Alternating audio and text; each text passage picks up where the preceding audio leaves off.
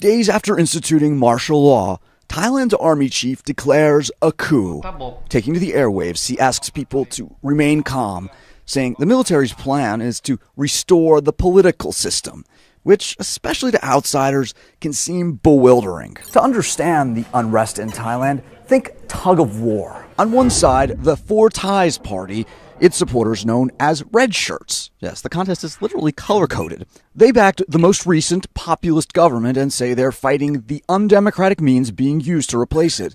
On the other side, people who wanted that government disbanded. They're comprised of Thailand's traditional ruling classes, the aristocrats and the civil service, but also members of the middle class, who are known to hit the streets wearing yellow. Why do the yellow shirts oppose the now-deposed government? There's some history here.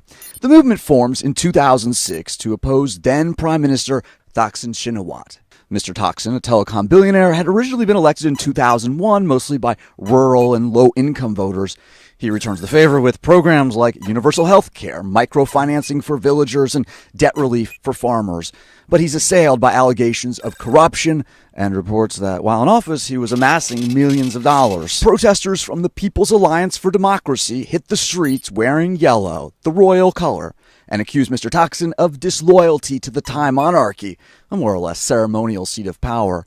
While Mr. Thaksin is on a road trip abroad, the Thai military stages a coup. His political party banned, Mr. Thaksin goes into exile and is later convicted in absentia on conflict of interest charges. So the yellow side wins? Not exactly. The military drafts a new constitution, and in 2007, lo and behold, the pro-Thaksin People's Power Party regains power, and Samak Sundaravej takes over as prime minister. The next year, civil unrest by supporters of the opposition who barricade Bangkok's airports. A constitutional court disbands the People's Power Party, accusing it of committing electoral fraud. Parliament appoints a leader from the opposition party to take over as prime minister. Soon, supporters of Mr. Thaksin take to the streets, demanding new elections. A security crackdown leaves more than 90 people dead, the vast majority of them protesters. Elections are held again in 2011, and the winner in a landslide is Mr. Thaksin's youngest sister. Yingluck Shinawatra becomes Thailand's first female prime minister. So the red shirts win? Not so fast.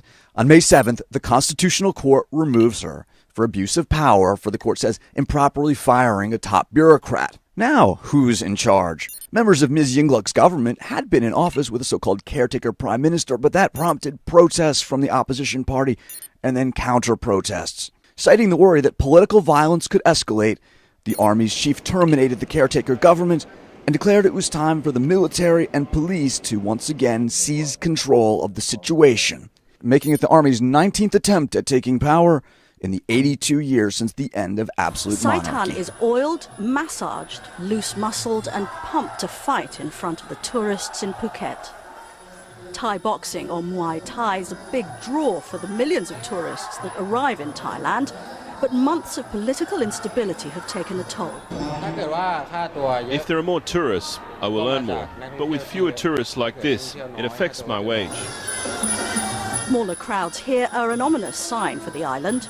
80% of public revenues from tourism, and it's down 60% in the last 6 months. Tourism is as much a political issue as an economic one. You may remember how some groups blocked international airports to make a political point.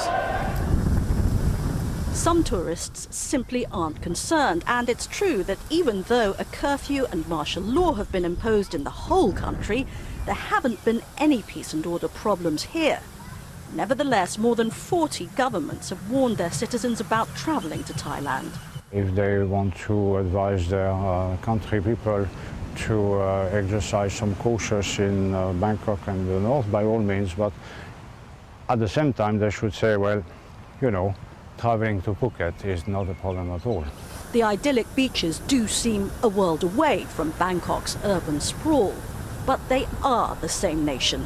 What's happening in the corridors of power and army camps in the capital and across the country have serious consequences for everyone. The military is probably hoping their coup is a game changer in the bitterly fraught political contest.